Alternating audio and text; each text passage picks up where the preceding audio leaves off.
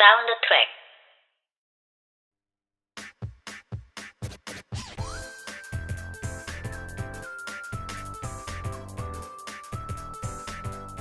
안녕하세요. 저는 H고요. 여러분이 듣고 계시는 이 라디오 방송은 사운드 트랙입니다. 자, 제 21회입니다. 어느덧 제가 애니메이션 시리즈 21개를 감상하게 되었네요. 적다면 적고 많다면 나름대로 많다고도 표현할 수 있는 그런 애매모호한 숫자인데, 쌓아온 시간만큼 거기에 비례해서 저의 라디오 스타일도 많이 좀 바뀌지 않았을까 하는 생각이 듭니다. 1회 때랑 지금의 어떤 가장 큰 차이점? 장비가 일단 바뀌었잖아요. 물론 이 장비도 제 목소리를 아주 청량하게 담아내고 있는 건 아니지만, 그래도 마이크라는 것이 바뀌었고 라디오상에서 여러분들에게 말씀을 드리고 있는 어법도 어느 정도 좀 바뀌었다고 봅니다. 이러한 여러 가지 과정들을 좀 거쳤다는 생각이 드네요. 그런데 딱히 체감을 하고 있는 건 아니어서, 사실 1회나 초창기 라디오를 들어보면은 제가 어떤 부분에서 좀 바뀌었고 혹은 퇴보했는지가 좀 보일 텐데, 그 정도까지 노력을 기울이고 싶진 않습니다. 왜냐면 저는 현재를 사는 걸 목표로 하고 있고, 그런 것들을 좀 디테일하게 신경 쓰면서 스트레스를 받는 것이 좀 부적절하다는 생각이 들어요. 이왕이면 제 본연의 색깔을 가지고 잘 하자, 이런 생각을 좀 가지고 있는 편이라서 어쨌든 그렇게 생각을 하고 녹음에 임해보도록 하겠습니다.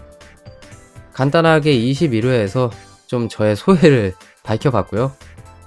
이제는 본연의 라디오로 돌아가서 여러분들에게 필요한 이야기를 해야 될 시기가 찾아왔습니다. 사운드 트랙, 이제 본격적으로 시작을 해볼게요.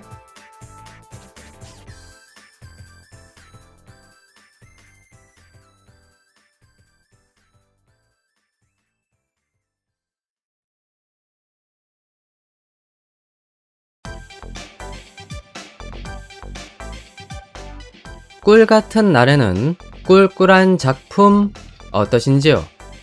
리뷰 비스무리한 그것, 사운드 트랙의 꿀잼 셀렉트 시간입니다.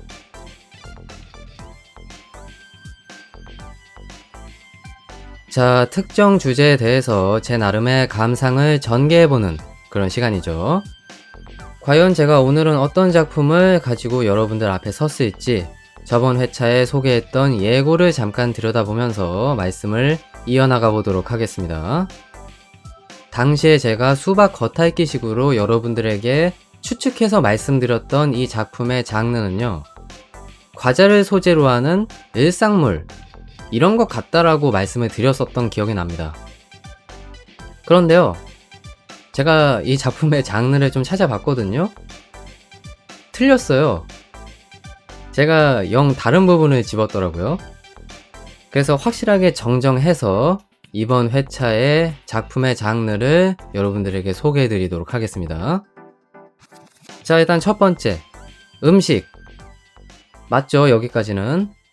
과자가 음식의 범주이기 때문에 그것을 다루고 있는 작품임이 확실합니다. 다만 두 번째를 보시면요, 코미디입니다.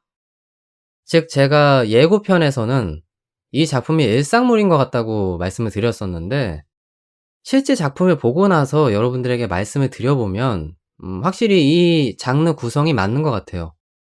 일상의 어떤 자질구레한 이야기들이 나오는 작품이라고 하기보다는 과자를 소재로 하는 코믹함을 더 살린 그런 작품에 더 가깝기 때문에 그 점을 제가 좀 간과하지 않았나 하는 생각이 듭니다.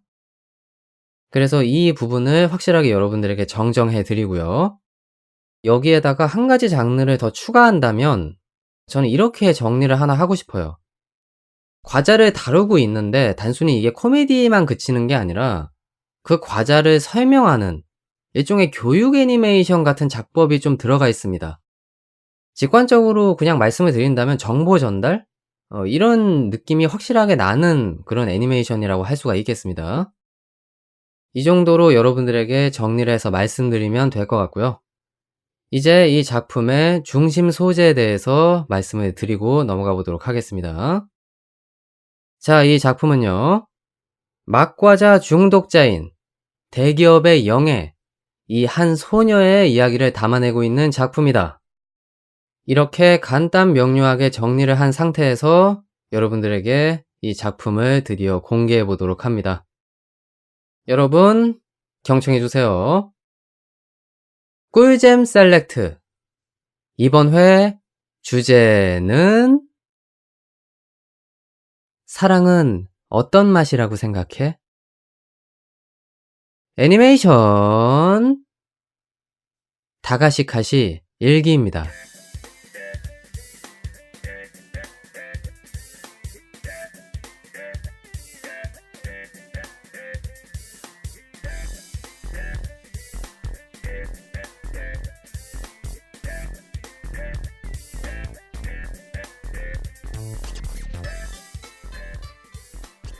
막과자 가게를 잊고 싶지 않아. 여름방학의 어느 날, 시카다 코코노츠는 막과자 마니아인 신기한 미소녀 호타루를 만나게 된다. 현실에 존재하는 막과자와 함께 소년, 소녀의 이상한 여름이 지금 시작된다.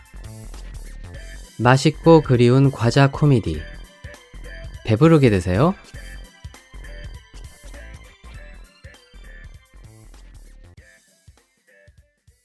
자, 일본의 막과자. 우리나라 정서로 비유를 든다면 불량식품을 다루고 있는 그 애니메이션이죠.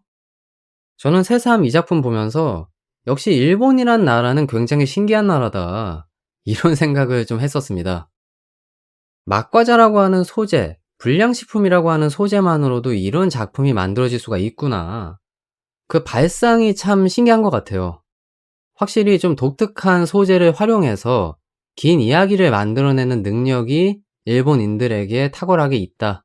이렇게 인정을 하지 않고 넘어갈 수가 없는 것 같습니다. 어찌되었던 이제 이 작품에 대한 저의 짤막한 감상평, 이 부분을 좀 말씀을 드려야 될 것 같은데요. 우선 이 작품은 타겟층이 확실한 것 같아요. 저와 비슷한 나이 또래인 90년대생들이 아마 이 작품의 주요 타겟층이 아닐까, 이런 생각을 좀 하게 되거든요. 제가 그렇게 느끼는 이유는 저와 비슷한 세대들이 거의 아마 끝자락일 거예요. 아날로그 시대를 살았던 그 끝자락에 속해 있는 세대, 그리고 그들이 추억의 장소로 여길 만한, 우리나라로 치면은 구멍가게 혹은 슈퍼마켓이라고 하는 게 있었죠. 지금도 간간히 볼 수 있긴 하지만 거의 사장된 그런 가게의 형태들이 많이 있고요. 그리고 문방구, 이러한 정서를 공유하는 그 장소가 바로 일본의 막과자 가게라고 할 수가 있겠습니다. 그러한 장소를 주배경으로 하고 있는 곳이다 보니까 확실히 추억을 좀 자극하는 부분들이 있고요. 그 맥락에서 90년대생들이 재미나게 감상을 할 수 있는 그런 여러 가지 부분들이 존재한다, 말씀을 드릴 수 있겠습니다. 자, 그리고 당연스러운 거라고 생각하는데 저와 비슷한 세대면 이미 다 성인이거든요. 그러다 보니까 이 작품이 가지고 있는 단조로움을 좀 피하고자 시모네타, 즉 성인 유머들이 좀 섞여 있고요. 패러디 같은 것들도 다수 이 작품을 차지하고 있는 걸 알 수 있습니다. 그렇기 때문에 이 작품에서 순수한 추억의 느낌을 자극함과 동시에 또 나름대로 센스 있는 코미디, 이런 것들이 좀 가미되어 있는 측면도 있어서 단조롭지 않게 볼 수 있는 나름의 재미를 가지고 있는 애니메이션이 아닌가 하는 생각이 듭니다. 자, 그러면 저는 이 정도로 이 작품에 대한 짤막한 감상평을 마쳐보도록 하겠고요. 이제 제가 선택한 이 작품의 3가지 포인트를 살펴보면서 못다한 이야기들 계속 이어나가 보도록 하겠습니다. 자, 제가 선택한 첫 번째 포인트입니다. 한 여름날의 추억. 막과자는 아이들을 겨냥하는 식품인 만큼 가격이 싸야 합니다. 하지만 그렇게 되면 필연적으로 양은 줄어들 수밖에 없죠. 그래서 막과자 제조업체는 고심을 했습니다. 어떻게 하면 적은 양으로 아이들이 장시간 재미있게 막과자를 즐길 수 있도록 하느냐. 이것이 막과자의 가장 중요한 메인 테마가 되었다는 겁니다. 여기까지가 다가시카시 일기에서 제시하고 있는 막과자의 정의입니다. 처음 이 이야기를 딱 들었을 때 가슴에 확 꽂히는 느낌을 받았었어요. 지금까지 한 번도 생각을 해본 적이 없었거든요. 막과자라고 하는 것이 어떠한 목적으로 만들어졌으며 어째서 논리적인 측면을 가지고 있는 그런 과자로 만들어진 것일까? 이런 거에 대해서 일절 생각을 해본 적이 없다가 이러한 사실을 확실하게 학습하게 되는 상황이 생기니까 뭔가 좀 깨달음을 얻은 것 같고, 동시에 제가 어렸을 적에 막과자를 소비했던 그런 추억들, 진한 향수 같은 것들이 뇌리를 스쳤다는 거죠. 이 작품은 그런 면에 있어서 확실히 힘이 있는 것 같아요. 비록 좀 현대적인 느낌으로 막과자를 소개하고 있긴 하지만 저와 비슷한 세대들, 막과자를 소비해 본 적이 있는 세대들에게는 이것이 일종의 추억여행적으로 다가오는 그런 측면들이 있다는 거죠. 살짝 좀 감상에 젖어볼까 합니다. 여러모로 좀 떠오르는 것들이 있는데, 제가 어렸을 적만 해도 대부분의 놀거리라고 하는 건 사실 다 밖에 있었거든요. 지금이랑 달랐어요.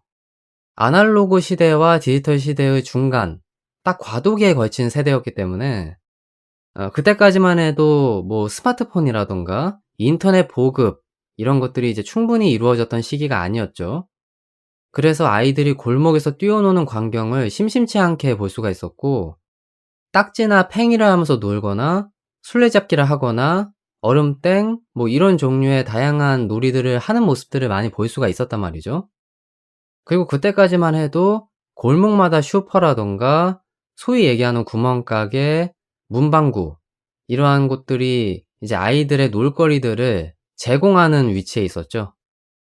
그리고 한 가지가 더 있었는데 지금은 이제 완전히 자취를 감추게 된 비디오 가게라는 게 존재했습니다. 지금의 이제 VOD 혹은 OTT 매체 같은 것들을 대신하는 가게였죠. 거기서 뭐 영화를 빌려보던가 애니메이션을 빌려보는 이러한 과정들을 거쳤던 걸로 기억합니다. 저희 동네 같은 경우는 500원을 내면 비디오 하나를 3일간 대여할 수 있게 그러한 시스템을 구축해 놓은 상태였습니다. 다른 동네 같은 경우는 어떨지 모르겠네요. 그래서 그것을 집에서 재미나게 돌려봤던 기억이 나네요. 그리고 지금의 이제 PC방이랑 같은 역할을 하고 있던 과거의 오락실. 이것도 역시 빼놓고 이야기할 수가 없죠. 지금도 간혹 생각이 납니다. 오락실에 앉아서 레버를 돌리고 있는 풍경 같은 것들이 아른거릴 때가 있어요. 그 모습을 지켜봤던 그때의 그 감정이 그렇게 싫지 않았거든요. 그리고 뭐 오락실에 가지 못하는 상황이 생겼다라고 하면 이제 비디오 게임이라고 이야기를 했던 패미컴이라는 게 있었죠. 사실 제가 살았던 시대상을 생각하면 슈퍼 패미컴이 보급이 됐어야 됐는데 이상하게 제 주위에는 슈퍼 패미컴을 가진 친구들이 없었어요. 전부 다 패미컴을 가지고 있었거든요, 그냥. 왜 그랬는진 모르겠는데 아마 가격이 그때 당시에도 꽤 비싸게 책정이 됐던 것 같아요. 그러한 문제점들이 있었기 때문에 슈퍼 패미컴의 보급이 그렇게 많이 이루어지지 않았던 게 아닌가, 이런 생각을 좀 해 보게 되네요. 뭐 잠깐 감상에 좀 젖었었는데 다시 본론으로 넘어가는 게 맞는 것 같습니다. 뭐 어찌 되었든 이 작품이 확실히 한 사람의 추억을 더듬게 만드는 힘이 있었다, 이렇게는 정리를 할 수 있겠네요. 그리고 저는 사실 이 작품의 오프닝을 보면서도 좀 그런 생각을 했었어요. 오프닝에 어떤 장면이 나오냐면 작중 주인공인 호타루라고 하는 여성 캐릭터가 해변이라던가 버스 정류장을 기웃거리거나 거닐고 둘러보는 이러한 모습이 한 컷에서 이루어지거든요. 근데 그것을 보면서도 제 어릴 적 시기가 자꾸 떠오르는 거예요. 저도 그랬었거든요. 별다른 약속이 없더라도 누구랑 놀 계획이 없더라도 일단 밖에 나가서 동네를 구경하고 놀고 있는 사이에 끼어들어서 같이 놀기도 하고, 그러기 위한 과정 중에 하나가 동네를 그렇게 기웃거리면서 돌아다니는 것이었거든요. 근데 그거를 의도해서 오프닝으로 집어넣은 건진 잘 모르겠는데 그 장면에서도 살짝 그런 느낌을 좀 받게 되더라고요. 그리고 오프닝의 장면 하나 더. 중간에 이제 노래가 절정으로 치닿을 때 맛과자의 마스코트 캐릭터들이 일렬로 쫙 배치가 되는 그 라인업을 볼 수가 있잖아요. 근데 그걸 보면서도 괜시리 좀 마음이 울컥하는 느낌이 들더라고요. 물론 저는 그 맛과자 캐릭터들이 뭔지 모릅니다. 일본에 사는 사람이 아니기 때문에 그 정서를 이해하기는 힘들지만 마치 그런 느낌을 좀 받았다는 거죠. 대전 게임의 참전 캐릭터? 닌텐도 게임 중에 유명한 게임이 하나 있잖아요. 스매시 브라더스. 이 작품도 과거 패미컴에 등장했던 캐릭터들이 새롭게 모델링 돼서 참전하는 형식으로 많은 사람들에게 어떤 향수를 불러일으키는 부분들이 있는데 그 참전 캐릭터 리스트를 쫙 보는 듯한 느낌이 좀 들었었어요. 다른 나라에 살고 있는 제가 이런 감상을 느꼈는데 그 나라에 살고 있는 제 나이 또래의 사람들이 이 오프닝에 등장하는 여러 가지 작법들을 보면서 과연 어떤 생각을 했을지가 굉장히 궁금해지더라고요. 자, 그리고 너무 지금 돌아서 여기까지 왔는데 작품의 메인 주제인 맛과자를 빼놓을 수는 없는 것 같아요. 그런데 일반 여론을 좀 살펴보니까 아무래도 일본의 맛과자를 중심 소재로 다루고 있는 작품이니만큼 한국인의 정서와 좀 맞물려서 생각을 해 봤을 때는 공감을 못할 만한 여지들이 많지 않느냐, 이런 이야기들이 좀 많이 있었는데요. 근데 저는 그렇게 생각하지 않았어요. 물론 여기에 등장하는 맛과자의 맛을 제가 알 수는 없습니다. 다만 제가 어렸을 적에 소비했던 불량식품이라고 불리웠던 그 맛과자들, 그것이 충분히 연상될 만한 과자들이 쭉 나열되고 있다고 생각을 했거든요. 제가 일본의 맛과자를 딱히 불러드리진 않겠지만 어렸을 적 먹었던 어떤 과자가 떠올랐는지는 말씀드릴 수 있을 것 같아요. 하나하나 좀 열거를 해 드려보면 맥주사탕, 피리사탕, 라면땅, 아폴로, 왕꿈틀이, 알약 케이스에 담겨있던 시큼한 캔디, 풍선껌 케이스에 자그마하게 만화책이 담겨있던 만화껌, 이런 것들을 자연스럽게 연상하게 되었거든요. 형태가 다르거나 맛이 다를지언정 비슷한 정서를 공유하고 있는 과자는 우리가 이미 먹어본 기억이 있다는 겁니다. 그래서 그런 것들을 유추해 가면서 이 작품을 곱씹으니까 저는 굉장히 좀 흥미가 돋았고 여기에서 소개하고 있는 맛과자들을 상상해 보면서 제 추억과 대조해 보는 그 과정이 굉장히 즐거웠어요. 그래서 저와 비슷한 세대라고 하면 그분들도 충분히 그러한 감상을 느끼실 수 있지 않을까 하는 그런 생각이 듭니다. 여러분들도 다가시카시 일기를 감상하시면서 추억 여행 한번 떠나보시는 건 어떠신지요? 자, 제가 선택한 두 번째 포인트입니다. 그녀의 하드 캐리 라고 하는 제목을 한번 붙여봤는데요. 제가 첫 번째 파트에서 이 작품은 저와 비슷한 세대들에게 추억을 안겨주는 그런 독특한 포지션의 작품이다라고 말씀을 드렸는데요. 만약에 이 작품을 감상하고서도 추억을 느끼거나 곱씹을 수 없는 그러한 세대나 나이에 속해 있는 분이라고 하면 이 작품에서 원동력으로 삼을 만한 그런 작중 재미 포인트라고 하는 것이 무엇이냐, 이 부분에 대해서 말씀을 드리고자 합니다. 자, 그래서 제가 선택한 여러분들이 이 작품을 감상하도록 만드는 원동력은 바로 작품의 메인 히로인 시다레 호타루입니다. 이 캐릭터는 비주얼적으로 우리를 압도하는 무언가를 가지고 있어요. 그러다 보니까 거의 이 작품의 주도권을 쥐고 멱살을 잡고 끌고 간다라고 하는 느낌이 강합니다. 그만큼 이 캐릭터가 가진 존재감이 어마어마하다는 얘기죠. 자, 그래서 호타루의 매력 포인트가 무엇인지 하나하나 좀 살펴보는 시간을 가져보도록 하겠습니다. 우선 미모는 당연히 말할 것도 없죠. 아마 작중 등장하는 여성 캐릭터들 중에서 가장 독보적인 미모를 자랑하지 않을까라고 생각을 해봅니다. 그리고 두 번째는 꽤 매력적으로 다가오는 패션인데요. 제가 호타루의 패션을 보면서 어떤 생각을 했었냐면 일본의 70년대에서 80년대 사이에 꼬마 아가씨들에게 입히는 복식이 있었잖아요. 멜빵과 스커트와 프릴이 달려있는 상의. 이러한 조합을 제가 기억하기로는 70년대나 80년대를 다루고 있는 일본 애니메이션에서 상당히 많이 비춰줬던 걸로 기억을 하거든요. 굳이 예를 하나 든다면 마루코는 9살? 그 작품에 등장하는 마루코가 이런 비슷한 복식을 착용하고 있죠. 제가 느끼기에 그 복식을 현대 사람들이 괜찮게 느낄 수 있을 정도로 좀 어레인지한 것에 가깝지 않느냐, 이런 생각을 좀 했다라는 거죠. 한마디로 이 호타루라고 하는 캐릭터의 복식 자체도 어느 정도 추억 여행을 할 수 있게끔 만든 작법이 아닐까 하는 생각이 든다는 겁니다. 뭐 여기까지는 비주얼에 대한 이야기죠. 근데 이 캐릭터의 성격은 어떠냐? 이 부분도 꽤 중요한 부분이라고 저는 생각을 하는데요. 일단 너무나도 막과자에 대한 애정이 강하기 때문에 좀 제정신이 아닌 캐릭터로 묘사가 되고 있습니다. 그리고 보통 제정신이 아니다라고 하면 일본 애니메이션에서는 마이페이스적인 성향이 강하다라는 표현을 쓰죠. 그러한 면모가 있는 캐릭터들이 언제나 그러하듯이 성적인 부분에 있어서 무지하거나 수치라는 걸 느끼지 못하는 이러한 모습들도 우리들에게 비춰주고 있습니다. 그리고 제가 알기로는 이러한 여성상, 캐릭터 특성을 모의 요소로 인식하시는 분들이 꽤 많이 존재한다는 걸로 그렇게 알고 있습니다. 한마디로 정리하면 미소녀가 비상식적인 기행이나 추태를 부리는 이러한 상황을 우리들에게 보여준다는 것이고, 그것이 매력 요소로 어필되고 있다는 거죠. 이 작품에선 확실히 그런 식의 포장을 호타루에게 입히고 있습니다.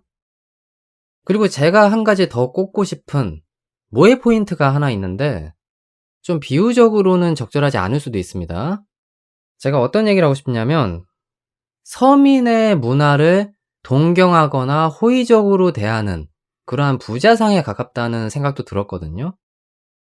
이 캐릭터가 서민 생활에 대한 어떤 부분 혹은 문화 생활에 대한 부분에 있어서 상당히 무지하다는 모습을 많이 보여줍니다. 뭐 예를 들면 1화에서 본인이 카페에 방문해 본 적이 처음이다라고 얘기하는 거라던가, 7화에서 축제에 참여해 본 적이 없었다 라고 말하는 거를 꼽고 싶은데요. 이것만 봐도 이 캐릭터가 엄연히 대기업 과자 브랜드의 영예인 존재인데 폐쇄적인 생활을 해왔다는 식으로 언급이 되는 것이고, 그것이 우리들에게 있어서는 좀 애틋한 감정으로 승화가 되는 측면이 있다는 거죠.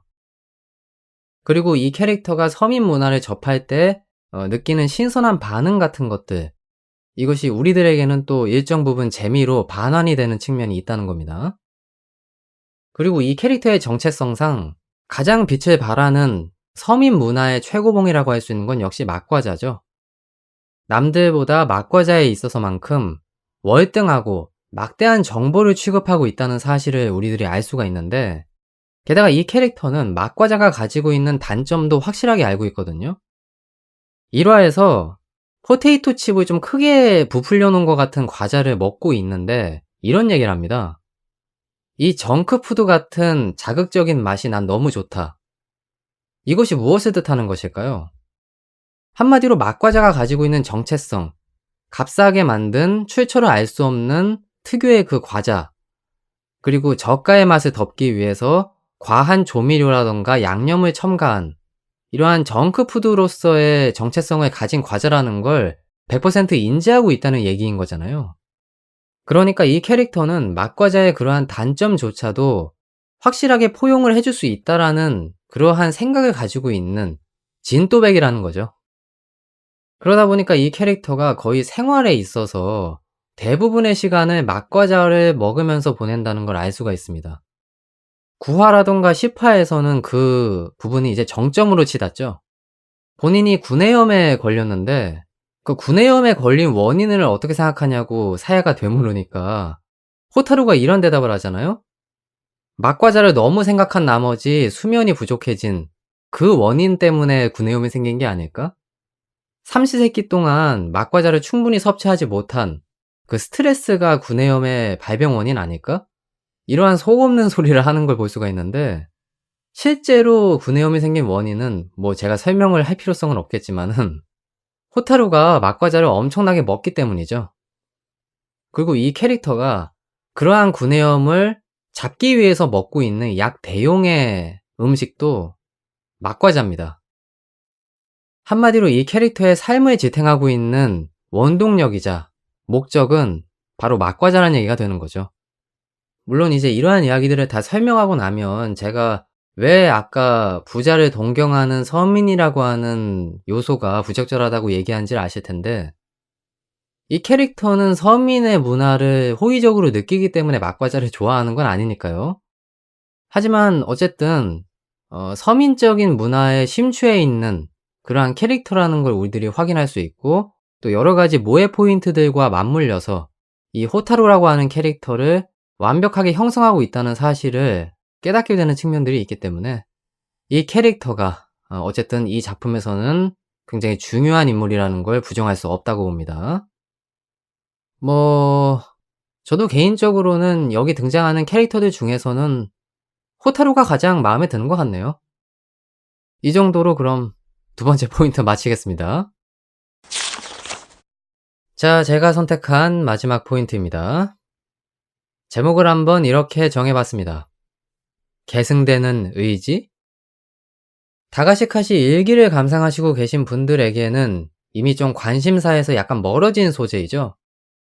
코코노츠와 코코노츠의 아버지인 요우가 운영하고 있는 막과자 가게가 과연 9대까지 이어질 것인가? 이 논점에 대해서 한번 이야기를 좀 해보도록 하겠습니다.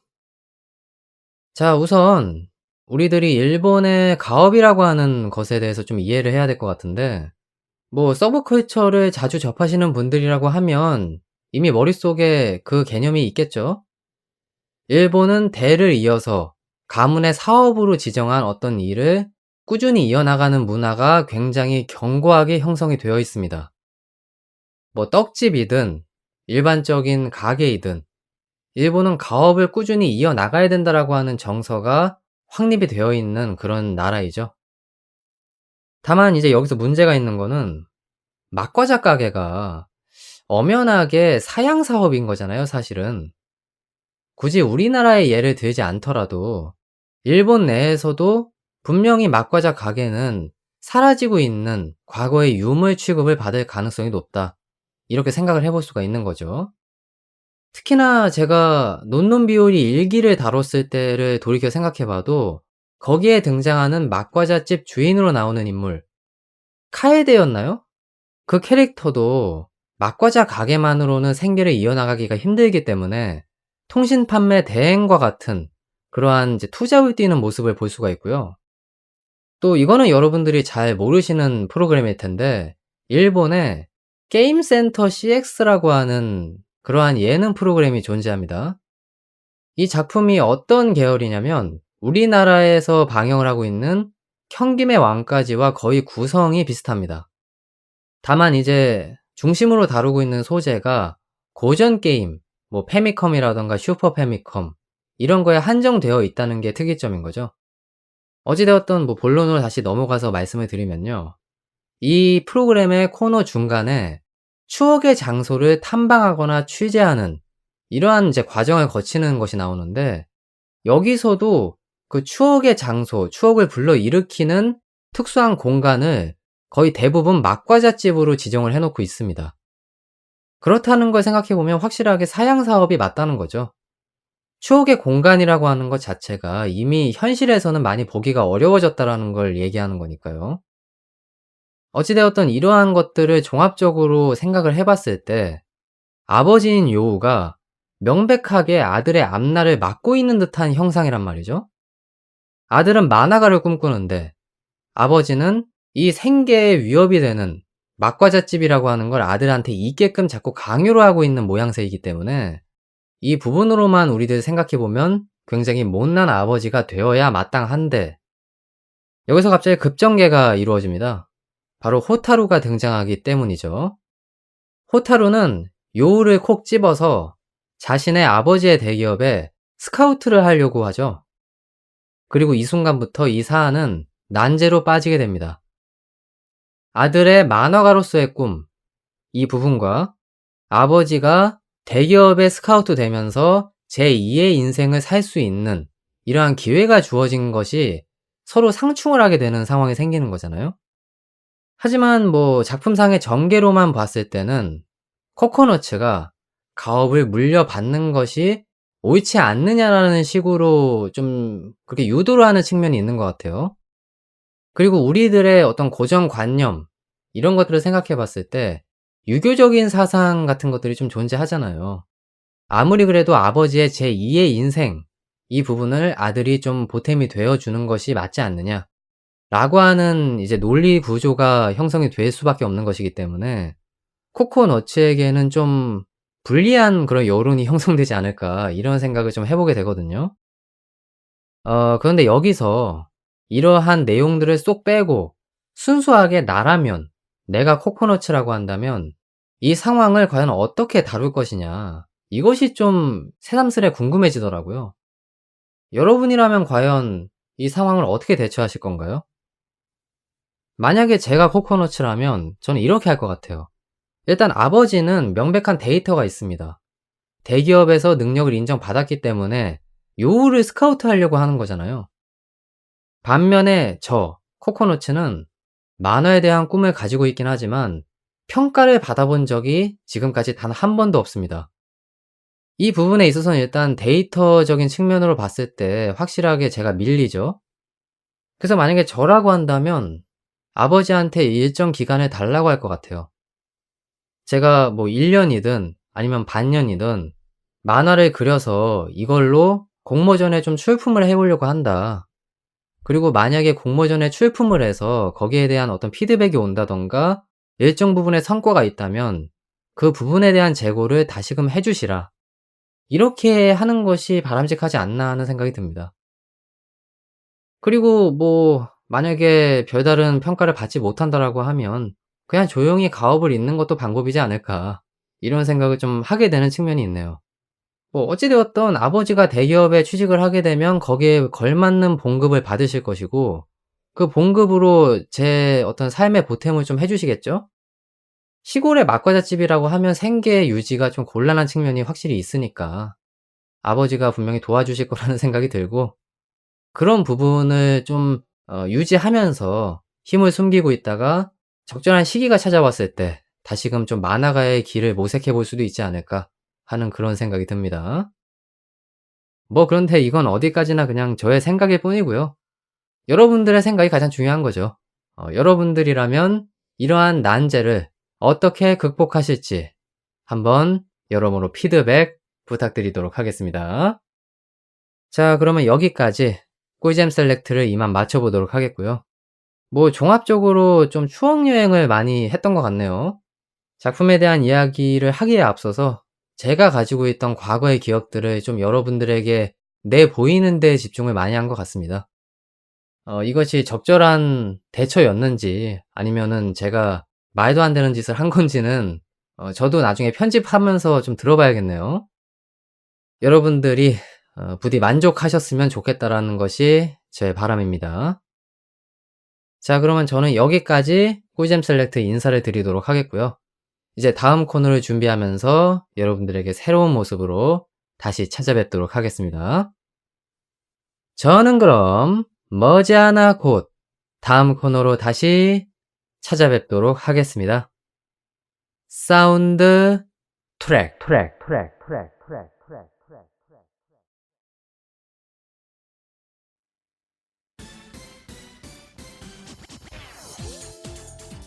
잼 없는 날에는 잼잼한 펀치 어떠신지요? 비판 비스무리한 그것, 사운드 트랙의 노잼 셀렉트 시간입니다. 자, 대외적인 비판 여론을 탐구해보는 시간이죠.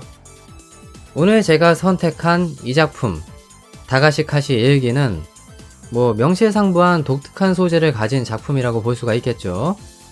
그리고 덕분에 여러분들에게 눈도장을 확실히 찍은 그런 작품이라고 볼 수가 있겠습니다. 실제 검색을 해보거나 여러분들의 여론을 취합해보는 과정에서 이 작품에 대해서 대다수의 분들이 상당히 강한 인상을 받았다, 이러한 평가를 내리는 것을 볼 수가 있었습니다. 자, 어찌되었던 호평은 호평인 거고요. 이제 노잼 셀렉트에서 다룰 수 있는 그 맥락들을 한번 살펴봐야겠죠. 자, 여러분들의 비판 여론을 좀 살펴봤는데 대체적으로 구성이 이렇습니다. 이 작품의 장르에 대한 혹은 스토리에 대한 그런 아쉬움이 돋보이는 의견들이 좀 있었습니다. 그리고 더불어서 이 작품의 장점인 듯 보이는 것들이 오히려 좀 단점으로 승화되는 부분도 있었던 것 같아요. 그래서 그 여론에 대한 것도 짤막하니 여러분들에게 언급을 드릴 수 있을 것 같습니다. 그런데 과연 이러한 문제들이 2기에서는 해결이 되었을까요? 저는 2기를 보지 않고 1기만 감상을 한 입장이기 때문에 과연 이런 부분에 대한 보강이 어느 정도 이루어졌을지가 좀 궁금해지긴 하네요. 하지만 저는 모른다는 거. 자세한 내용은 여러분들이 피드백을 해주셔도 될 것 같습니다. 자, 어찌되었던 이제 본격적으로 노잼 셀렉트에 돌입을 해봐야겠죠? 여러분들의 시선 하나하나 곱씹어 보도록 하겠습니다. 애니메이션 다가시카시 일기를 감상한 당신 무슨 생각하니?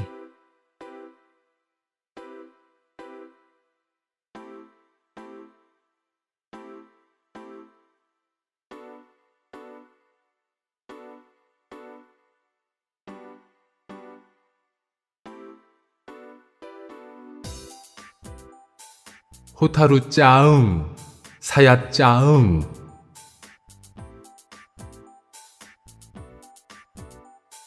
러브 코미디일 순 없었니?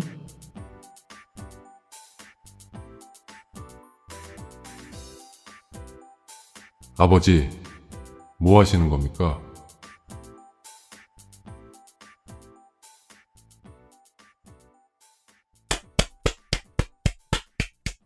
예, 잘 들었습니다. 이것이 바로 당신네들의 시선이었습니다. 자, 언제나처럼 노잼 셀렉트는 일발 장전이 완료되었습니다. 이제 이 탄환들을 토대로 여러분들에게 재미난 이야기를 선사해보기 위해 저는 달려나가 보도록 할게요. 자, 그러면 첫 번째 시선 나와주시죠. 자, 여러분의 첫 번째 시선입니다. 작중 등장하고 있는 여성 캐릭터 둘, 호타루와 사야를 울부짖는 그러한 여론들이 다수 존재했습니다. 자, 이거는 명실상부한 이 작품의 긍정 여론이죠. 확실히 그것을 베이스로 하고 있는 노잼 셀렉트입니다. 전체적인 의견들을 살펴봤을 때 이 두 명의 캐릭터에 대해서 상당히 호평일색인 이러한 모습들을 볼 수가 있었거든요. 특히나 이제 비주얼이 굉장히 괜찮다, 이렇게 지적하시는 분들이 많았습니다. 다만 노잼 셀렉트라고 하는 것은 정체성이 어떤가요? 비판 비스무리한 그것을 표방하고 있습니다. 그래서 제가 마냥 이 캐릭터들에 대해서 좋은 이야기만 할 것은 아니라는 거를 여러분들이 좀 인지해 주셔야 될 것 같은데요. 제가 이거를 노잼 셀렉트에 가져온 가장 근본적인 이유는요, 감상 패턴들이 전부 다 하나같이 원 패턴이라는 겁니다. 이 작품에 대해서 리뷰를 쓰신다던가 감상 후기를 남기시는 분들의 거의 대부분의 의견들이 캐릭터에 대한 이야기로 꽉꽉 채워져 있다라고 하는 겁니다. 그 이야기를 바꿔 말하면 무엇이냐면요, 캐릭터 말고 이 작품의 다양한 요소들이 그다지 눈에 들어오지 않는다 라고 하는 논리로 귀결이 될 수 있다고 봅니다. 그리고 실제로 스토리에 대한 평가에 대해서는 거의 언급 자체가 없는 경우가 많았어요. 이거는 굉장히 이 작품에게 있어서는 좀 뼈가 아픈 부분이라고 생각합니다. 그리고 제 이러한 의견에 힘을 실어주는 비판 여론들이 몇 가지 존재했는데요. 거기에 대해서도 좀 간략하게 여러분들에게 말씀을 드려보도록 하겠습니다. 자, 일단 이런 의견이 존재했습니다. 이 작품은 명백하게 캐릭터를 동력 삼아 감상해야 되는 작품이다. 자, 이 의견은요, 제가 꿀잼 셀렉트 두 번째 포인트에서 다뤘던 그것과 같은 맥락이죠. 다만 이제 저 같은 경우는 캐릭터를 동력 삼아 감상하는 그 맥락이 추억을 곱씹지 못하는 젊은 층에게 이제 어필하는 부분이라고 말씀을 드렸던 거거든요. 이분도 같은 맥락으로 접근하셨는지는 모르겠는데 어쨌든 이분의 언급은 대체적으로 뭐 추억이든 뭐든 이런 것들을 다 넘어서서 그냥 이 작품 자체가 캐릭터 빨로 보는 작품이다. 이렇게 이야기하신 거에 가까웠었습니다. 자, 그리고 이제 두 번째 의견이 하나 더 있는데 이 의견에선 이러한 언급을 하셨습니다.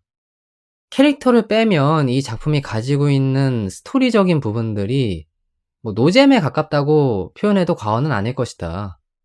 이러한 이제 시선이 존재했습니다. 이것도 지금 제가 얘기하고자 하는 바와 일맥상통하는 부분인 거죠. 그래서 이런 의견들을 종합적으로 살펴보면 이 작품이 스토리적인 부분, 전개적인 부분에 있어서의 완성도가 좀 떨어진다. 이렇게 지적하시는 의견들이 좀 존재한다는 겁니다. 이 작품의 스토리의 중요성이 굉장히 높은 작품인가? 거기에 대해서 O냐 X냐를 따진다고 하면 사실 X에 가깝거든요. 그러다 보니까 스토리를 주력적으로 감상하게 되는 작품이라고 하기보다는 잘 만들어진 캐릭터들을 관찰 예능의 범주에서 감상하는 그런 애니메이션에 가깝지 않나 하는 생각이 든다는 거죠. 한마디로 스토리는 좀 부가적인 것이고 캐릭터들이 각각의 재롱을 부린다던가 혹은 행동을 하는 그러한 모습들을 관찰하는 종류의 작품에 더 근접하지 않느냐, 이러한 생각이 좀 들었다는 거죠. 그리고 이렇게 된 가장 근본적인 원인이라고 한다면 이 작품이 맛과자의 설명을 메인 주제로 다루고 있기 때문인 것 같다는 생각이 듭니다. 작품에 나오는 맛과자에 대한 이야기들, 그리고 그 맛과자에 대해서 괴상한 행동을 펼친다던가 하는 그 맥락의 주요 원인이라고 하는 것이 해당 맛과자에 대한 정보를 서술하기 위해서이기 때문이거든요. 그렇기 때문에 전체적으로 맛과자에 대한 뭐 특징이라던가 단점 혹은 긍정적인 요소, 성분 이런 부분에 대한 것이 치중되어 있다 보니까 아무래도 작법상 좀 맥락이 없다던가 개연성이 부족한, 한마디로 좀 자기적인 느낌이 들 수 있는 여지들이 곳곳에 좀 산재해 있다는 얘기가 되는 거죠. 그래서 이렇게 캐릭터에 대한 이야기들만 오고 가고 스토리에 대한 이야기들이 사실상 좀 부족하게 되어 있는 현실이 이해가 되는 측면이 있다. 이렇게 말씀을 드릴 수 있다고 봅니다. 뭐 하지만 저는 제가 아까 전에 꿀잼 셀렉트에서 얘기를 했듯이 저와 비슷한 세대라고 하면 이 작품을 분명히 이제 추억을 곱씹는 용도로 쓸 것이 확실하거든요.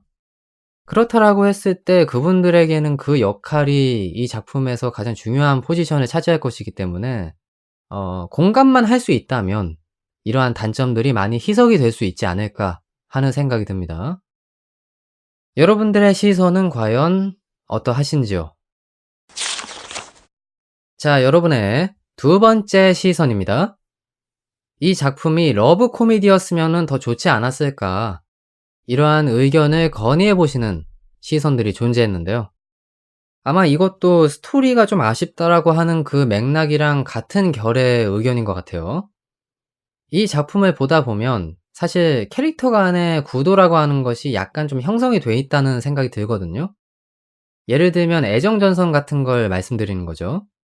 여성 캐릭터인 호타루와 또 한 명의 캐릭터인 사야, 그리고 그 가운데에 위치해 있는 코코너츠. 이 캐릭터의 구도만 봤을 때 한 남자를 사이에 두고 애정전선을 형성하고 있는 그러한 두 여자를 연상해 볼 수 있다는 거죠.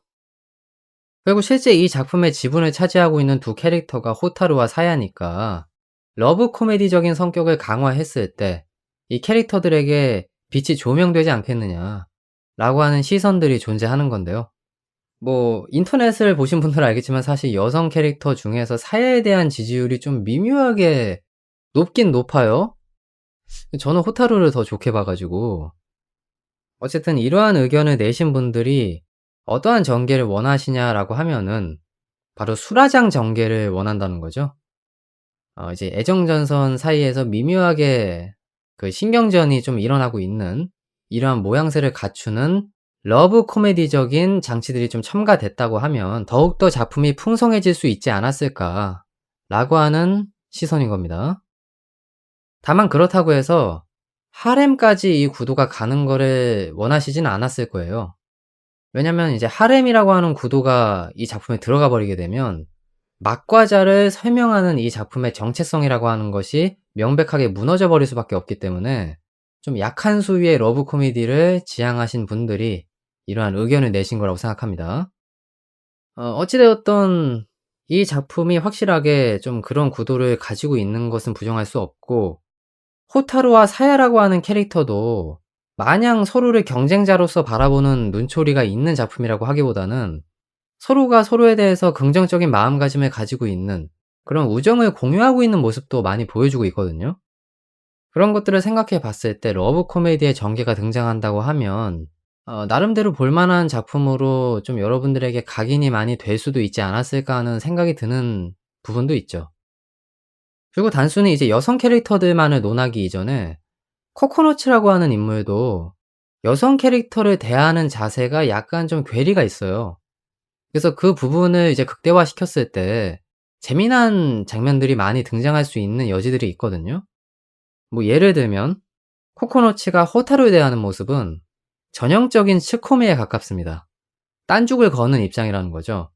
그리고 자신의 감정을 겉으로 어느 정도 드러내면서 숨기지 않는 이러한 모습들을 보여주는 데 반해서 사회를 대하는 코코너츠의 모습은요, 상당히 순진무구하고 정제된 표현들을 하는 것들을 볼 수가 있습니다. 이거는 좀 예를 들어야 될 텐데 1화에서 사야가 코코너츠에게 커피를 타줬잖아요. 이때 사야가 어떤 이야기를 듣고 좀 질투가 난 나머지 커피에다가 설탕을 엄청나게 들이붓는 모습을 보여주거든요. 그것도 굉장히 냉랭한 태도로. 근데 코코너츠는 평소와 같은 입장이라고 하면 사실 거기에 대해서 딴죽을 걸어야지 맞는 건데, 그냥 그 설탕이 듬뿍 들어간 커피를 아무 거리낌 없이 잘 마시고 사야가 타준 커피는 정말 맛있다라는 덕담까지 합니다. 이런 부분들을 봤을 때 사야에 대한 코코너츠의 어떤 태도라고 하는 것이 상당히 정제되었다고 하는 것을 이해할 수 있는 거죠. 그리고 7화에서 금붕어를 잡아주는 장면이라던가 축제에서 같이 즐거움을 느끼면서 노는 이러한 모습들에서도 그 냄새를 좀 우리들이 맡을 수가 있죠. 그래서 아마 이 작품에 조금 더 러브 코미디적인 전개가 등장했다라고 하면 소꿉친구와 이상형의 그런 괴리를 극복하는 남성 캐릭터의 이야기, 그리고 그 여자 캐릭터들이 수라장을 이뤄서 약한 러브 코미디적인 전개를 이끌어 나가는 그런 종류의 작품으로 재탄생을 할 수 있지 않았을까. 이러한 이제 시선을 보내시는 분들이 계시는 것 같습니다. 이야기를 하면서 충분히 말씀을 드린 것 같은데, 러브 코미디적인 전개가 등장을 했다라고 하면은 나름대로 작품이 풍성해지긴 했을 것 같아요. 다만 아까 말씀드렸던 것처럼 본질을 흐리지 않는 선에서 하렘이라던가 지나치게 이제 연인의 냄새가 풍기는 내용으로 전개가 빠져서 막과자에 대한 그런 조명이 이루어지지 않는 상황이 발생하지 않는다라고 하면 납득을 할 수 있을 것 같다. 그런 생각이 듭니다. 그런데 이거 그 원서는 이미 완결이 다 났죠? 뭐 솔직히 이거는 괜한 얘기나 마찬가지네요. 어찌되었든 저는 여기서 여러분들의 두 번째 시선을 마무리 지어보도록 하겠습니다. 자, 여러분의 마지막 시선입니다. 작중 주인공인 코코너츠의 아버지인 요우, 이 캐릭터에 대한 독특한 시선이 있어서 하나 가지고 와봤는데요. 자, 일단 미리 말씀을 드리겠습니다. 이 요소는 비판 요로는 아닙니다. 단지 좀 특이하기 때문에 가져온 거예요. 이 캐릭터에 대해서 어떤 감상을 느끼신 분이 계시냐면, 애니메이션을 보면서 아버지 캐릭터가 히로인과 이 정도로 죽이 잘 맞는 경우를 본 적이 없었다. 참 신묘한 작품인 것 같다. 라는 시선을 남기신 분이 계셨거든요. 근데 저도 새삼 좀 곱씹어서 생각을 하다 보니까 진짜 그런 것 같은 거예요. 보통 히로인이 주인공의 가족과 이렇게 직접적으로 맞닿아 있는 경우가 많진 않은데 이 작품에서는 그러한 구도를 채택하고 있다는 거죠. 그래서 참 독특한 시선이라고 생각함과 동시에 어느 정도 좀 수긍을 하게 되는 그런 부분들이 존재했던 것 같습니다. 그리고 이 의견을 보고 나서 제가 좀 곱씹어 보니까 확실히 호타루가 코코노츠를 대하는 모습과 요우를 대하는 모습에는 180도 차이가 있었다. 이렇게 말씀을 드릴 수 있는 거죠. 일단 호타루가 코코노츠에 대하는 모습. 분명히 코코노츠는 맛과자에 대한 재능을 가지고 있습니다. 그리고 호타루는 맛과자를 정말 지나치게 좋아하는 캐릭터로 그려주고 있잖아요. 그래서 코코노츠가 특정한 상황이 발생했을 때 맛과자에 대한 재능을 펼치는 모습을 보면서 호타루가 감탄을 금치 못하거나 기쁨을 느끼는 이러한 모습들이 주로 그려지고 있단 말이죠. 다만 이제 그 영역이랑 별개로 호타루가 코코노츠와 정서적으로 일체감을 가지고 있는 캐릭터이냐 라고 하면 그거는 전혀 아닙니다. 반면에 요우는 호타루가 지정한 명백한 스카우트 대상이잖아요. 그러한 상황이기 때문에 일단 호타루가 요우라는 남자를 원하고 있는 건 맞죠, 구도상으로는. 그리고 두 명이 서로 비슷한 정서를 공유하고 있는 걸 알 수가 있습니다. 실제 맛과자 취향이라고 하는 것도 좀 비스무리한 부분들이 있었죠. 병라무네라고 했었나요? 맛과자 이름이 정확히 기억이 안 나는데 가루 형태의 빨대로 빨아먹는 과자 이런 게 존재했었는데 그거를 서로 아주 맛나게 먹는 장면들이 이제 애니메이션에서 나오죠. 자세한 거는 직접 애니메이션을 보시기 바라겠습니다. 어쨌든 이러한 것들을 다 봤을 때 그렇다면 뭐 딱 정해져 있네. 호타루의 짝지는 요우구만 라는 결론에 도달할 수가 있는 것이냐? 뭐 당연히 아니죠. 어떻게 그렇게 되겠습니까? 뭐 그러한 커플링이 얇은 책에서는 가능할 수도 있겠죠? 하지만 작품상에서의 요우의 캐릭터성이라고 하는 거는 저는 역할이 확실히 있다고 생각합니다. 뭐 제 진단이 정확한지 정확하지 않은지는 잘 모르겠어요. 다만 제가 느꼈던 포인트는 요우라고 하는 캐릭터는 호타루의 그 광기, 이상 야릇한 행동들을 완충시켜주는 그런 완충지대의 역할을 담당하고 있다. 저는 이렇게 이해를 했었거든요. 한마디로 호타루가 펼치는 기행들을 중화시켜주는 역할, 여기에 더 가깝다고 생각을 했었습니다. 왜냐면 사실 작품의 캐릭터 구성들을 살펴봤을 때 호타루를 제외한 나머지 캐릭터들은 사실 상식 밖의 행동을 하는 경우들이 거의 드러나지 않거든요. 물론 이제 사야의 쌍둥이 오빠 같은 경우는 좀 이상야릇한 행동을 하는 경우가 있긴 하죠. 하지만 그렇다고 해서 완전히 도의에 어긋난 이상야릇한 행동을 하냐 라고 하면 사실 그 범주에 속한 캐릭터는 아니기 때문에 좀 달리 봐야 되는 필요성이 있다고 봅니다. 그런 상황에서 이 작품에서 거의 유일무이하게 이상야릇한 행동을 하고 제정신이 아닌 행동을 하고 있는 캐릭터가 바로 호타루란 얘기죠. 이런 구도를 가질 때 계속 이것이 이어진다라고 하면 호타루라고 하는 캐릭터가 좀 붕 떠버릴 수 있는 가능성이 높습니다. 다른 캐릭터들이 다 정상인으로 구성되어 있는데 혼자만 이상한 캐릭터라고 하면 시각적인 피로감이라던가 캐릭터 혼자만 이제 카리스마를 내뿜는 상황이 생길 수가 있는 거거든요. 그래서 호타루와 어느 정도 동일한 정서를 가지고 있으면서 기행을 일삼는 아버지 요우라고 하는 캐릭터가 이때 필요하다고 봅니다.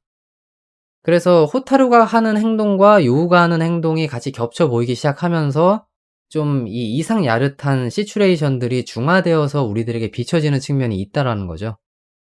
뭐 물론 이거는 철저하게 제 개인의 생각일 뿐입니다. 여러분들의 생각이랑 일치하지 않을 수 있어요. 하지만 저는 그런 식으로 이 캐릭터성을 유추하고 있다. 이렇게 말씀드릴 수가 있겠습니다. 자, 그러면 여기까지로 노잼 셀렉트의 이야기를 마무리하는 것이 좋을 것 같네요. 자, 여러분들 뭐 어떻게 재밌게 들으셨을지 모르겠습니다. 전체적으로 이제 쓴소리를 이어나가는 코너이니만큼 궤변이 나올 수도 있는 것이고 여러분들이랑 공감이 되지 않는 비판들이 나올 수가 있는데요. 거기에 대한 여러분들의 생각이라던가 또 잘못된 부분들, 이런 부분들에 대해서 철저한 피드백 해주시면 정말 감사하겠고요. 저는 그러면 노잼 셀렉트를 확실하게 마무리하고 이제 엔딩에서 여러분들을 배웅해 보도록 하겠습니다. 거나하게 여러분들에게 인사 올리도록 하죠.